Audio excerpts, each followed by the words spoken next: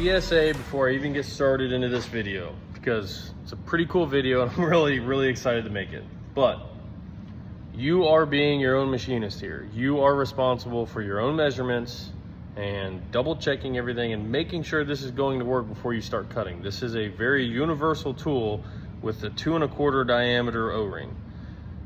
That being said, the idea of it is 2 inch because it's 1/8 inch on each side. So you need to make sure that this is going to work with your headers and your heads before you start cutting. And this is the way to do that. I would clean your head just a little bit. I'd take a Sharpie.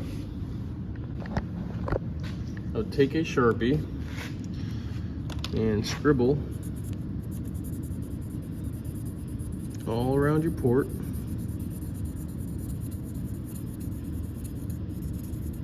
It's kind of like machinist dye. I've never used it, but I'm just trying to help you guys out so that way you don't screw up your heads and then be mad at me for it because you didn't double check. Because once again, I've been known not to double check some things, so I know how it goes. So I'm not mad at you, not trying to be a butthead, but I'm just trying to save you hassle and save me from getting bashed because you didn't check. So scribble that on there.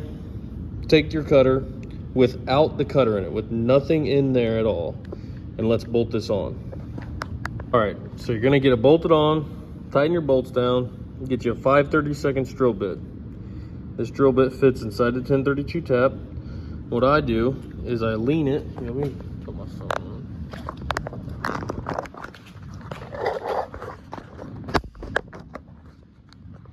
I lean it up this way a little bit, go around. Then I lean it the other way, go around. And that'll somewhat mimic the diameter of what that O-ring is going to be. Now we can take it back off. You do all this before you cut anything, just because don't want no problems. Now you can see where this is going to be your innermost diameter there, and that's going to be your outermost diameter there, and you just kind of scribe it just a little bit like that so you can kind of see where it's going to ride. Now I can see it's not, the very innermost diameter of it's not going to interfere at all. Now, obviously that matches that pretty well, so that can give you an idea if this is going to work with your port, because I don't want you cutting like I have, which I had a scare. I have some cheap Chinese heads and I got way too close to my port, and that does not work. Now these are LS3 AFR heads, and these do work. See how much further that is from the port than that? So I had a scare, I sent out an email. I was wrong, I jumped the gun, because these castings, I took all kinds of measurements. These exhaust ports are over a 1/4 inch higher than these are in some places. So that's why the O-ring cutter does not work on these cheap Chinese castings. And that's why I'm telling you to check your heads. If you don't have LS3s, then I haven't ran into a cathedral port yet that has issues. But you also have to make sure, I have seen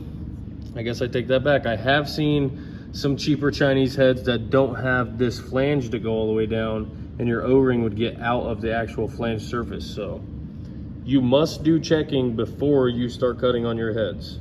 All right, back to the actual video.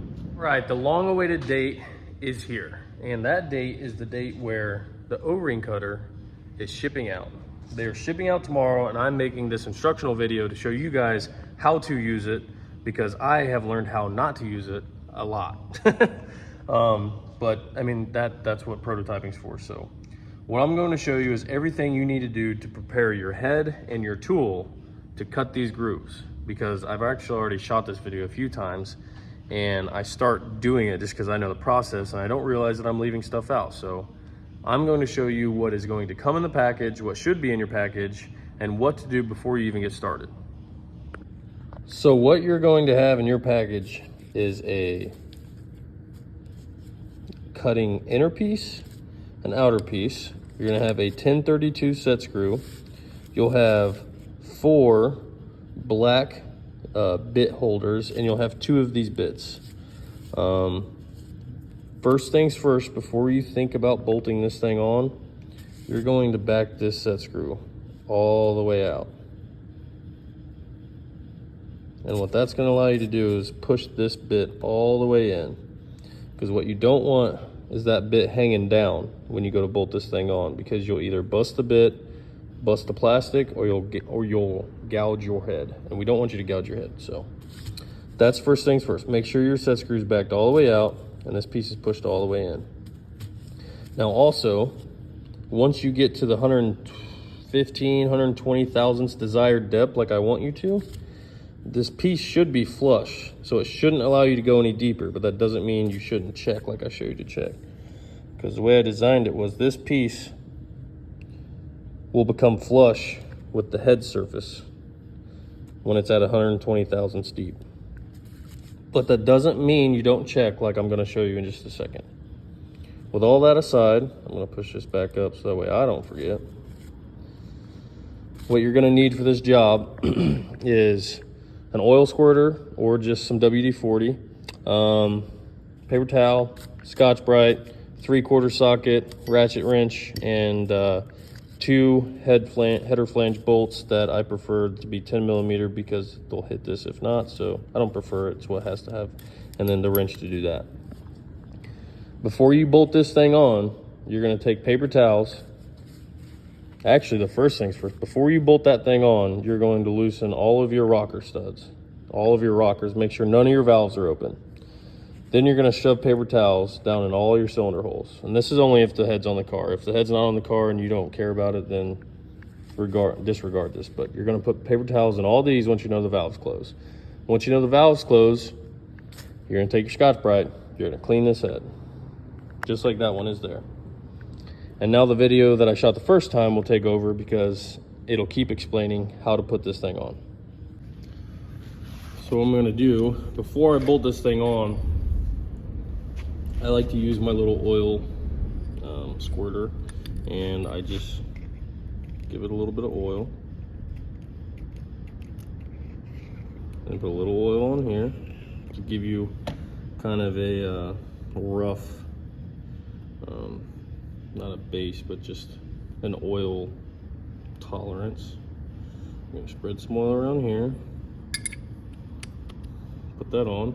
And now this has 2 bolt holes because this upper bolt hole is for the middle holes. So we're gonna be using this lower bolt hole, obviously it's the closest one, and this bolt hole here. Get your bolts, bolt this thing on.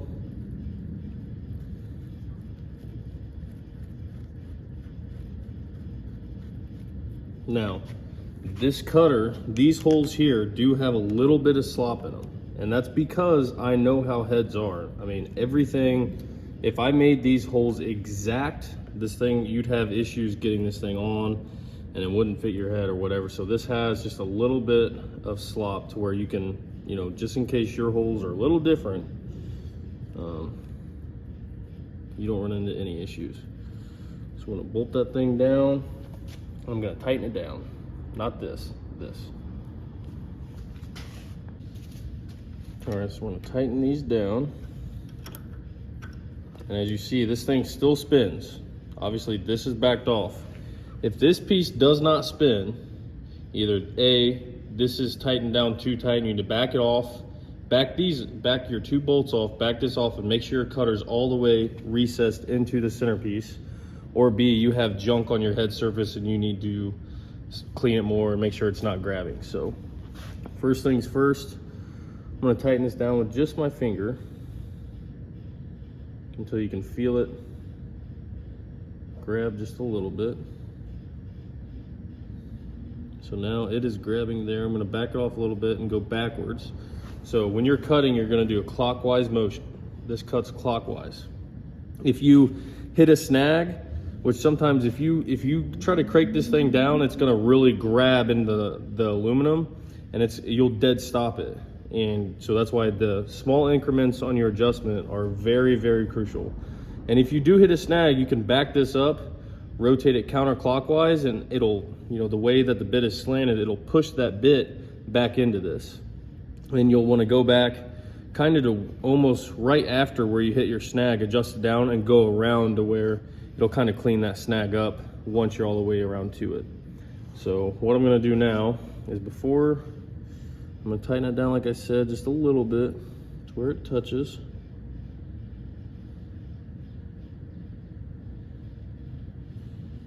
See, we're touching there.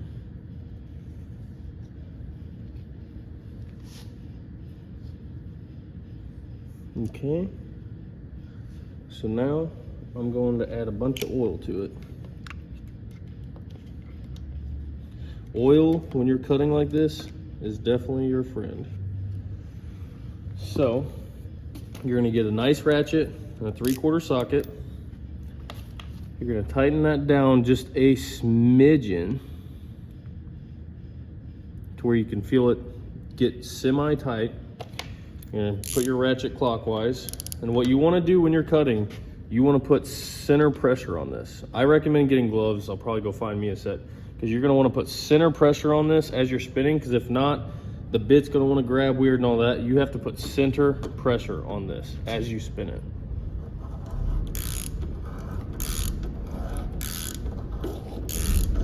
You'll feel it release.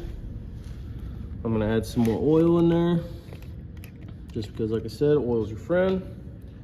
Tighten it down just a little bit more. Center pressure. Keep going. You'll feel it get loose. Spin it around to where you can see it. Tighten it up just a little more.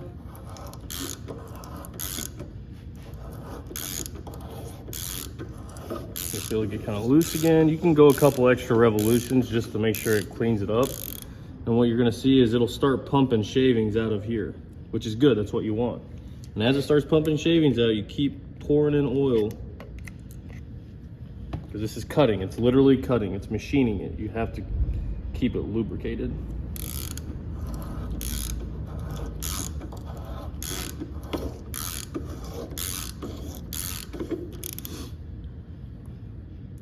I know this is not the fastest process ever, but you just keep adjusting that down just a little bit.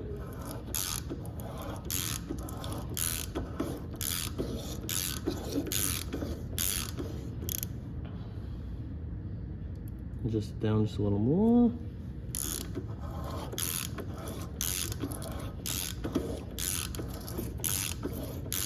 Like I said, you can go a couple extra revolutions just to make sure that it cleans it up. And you can see it's starting to pump our shavings out there. And well, once you really get going, what you're gonna do, it's gonna pump shavings out here. And like I said, you keep oiling it in this hole, and you know, the shavings will come out, and you can keep oiling it in that hole. But as you keep cutting, you have to keep checking that depth. Now I'll tell you exactly what the depth's gonna be here in just 1 second when I get done cutting this.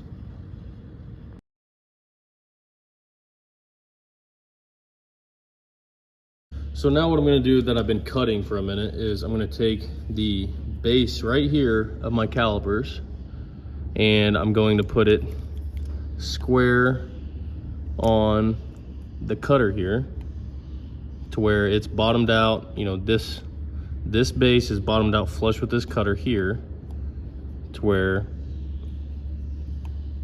I no longer, where I can't get it unlevel basically. And then what you're gonna do is you're gonna push this piece all the way down to the flat part of the head that you have not cut. So that way you get a reference of the distance between the face of this and the face of the head. So I'm going to 0 that. And now I'm going to put this back where I had it on the cutter and then stick this part, or you know, bit flat on the cutter, and stick this part down into the groove. Maybe not now. Okay, so I'm gonna stick this flat on the cutter and stick my piece down into the groove. Well, let me 0 this out again.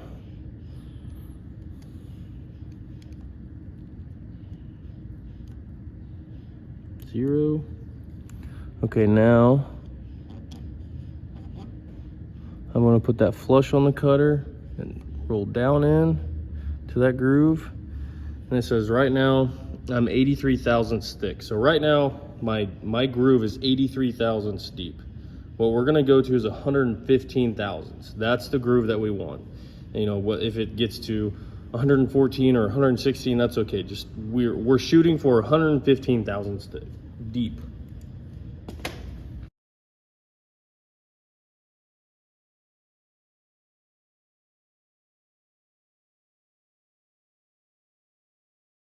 Okay, so I checked it one more time. It was 95 thousandths. I adjusted it just a little bit more down. Went a few more. I adjusted it a couple more times, and you got to be careful because this thing cuts pretty fast. So what I'm gonna do is every time that I check this, I'm gonna re-zero this because you don't know where it's at on the head, if it might have moved just a little bit, or you know what the difference is. So I'm going to zero it out on the face of the head. 0. And I'm gonna move it over to where it can stick down into the groove.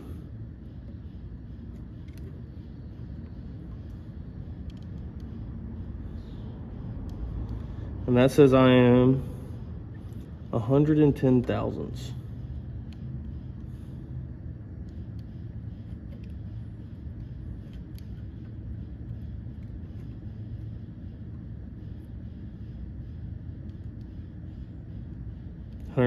$112 thousandths. So I'm not even really gonna adjust much more down on this. I'm gonna put like maybe just twiddle my fingers and do a little bit. I mean, just clean it up a little bit, and that'll take that little bit more that I want. Remember, keep center pressure on this thing.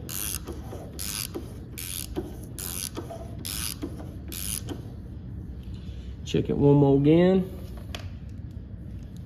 Remember, zero it every time.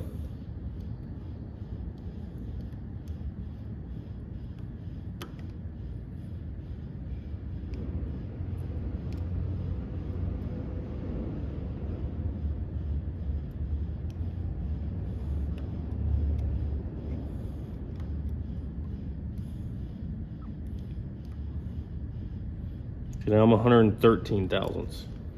So I'm literally just gonna clean it up just a little bit more.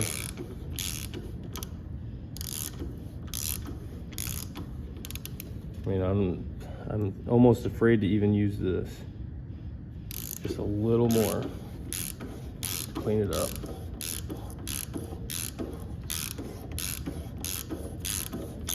Okay, let's check it again. And if I were you, I would try to check it in the same area every time. Okay, I'm gonna zero this out again. This is the most crucial part of the whole deal.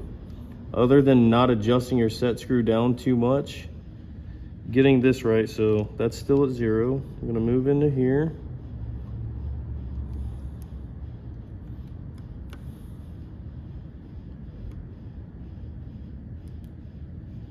Zero.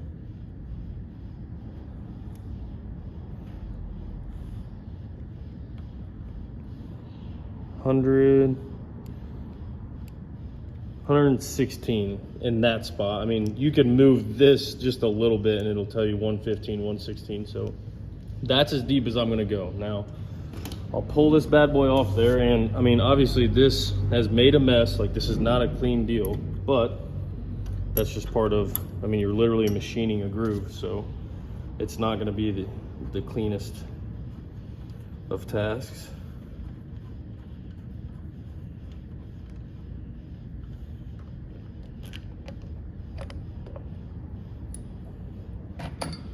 Pull that off there. You're gonna have some chunks. Get you a rag. Get the rest of the chunks out. I suggest, that's one thing I did not mention, was stuffing a rag in the porthole before you start. So I will go back in there and tell you exactly what to do beforehand again. But get your Allen wrench, you can clean that out a little bit because you're gonna have some junk in there.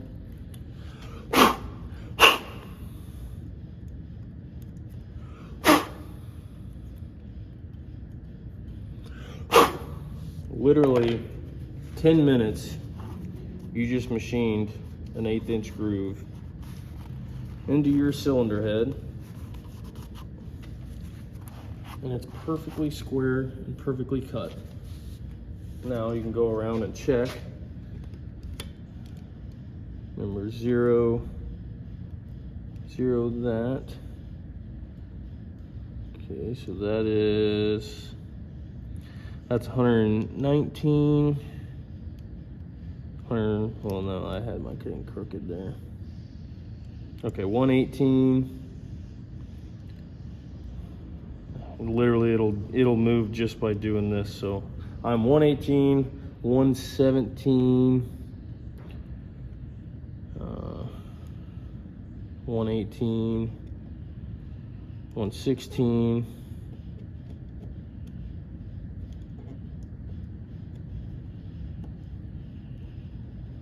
118. So that's perfect. Now grab yourself an O-ring and you literally just push the O-ring down in there into that groove.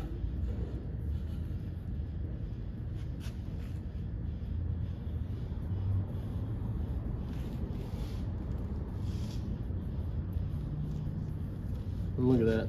You can still see the outline of our header flange right here. See, our flange is literally a 1/16 of an inch above that, and it comes down about a little over an 1/8 of an inch below that. So this is going to seal perfectly. Ta-da!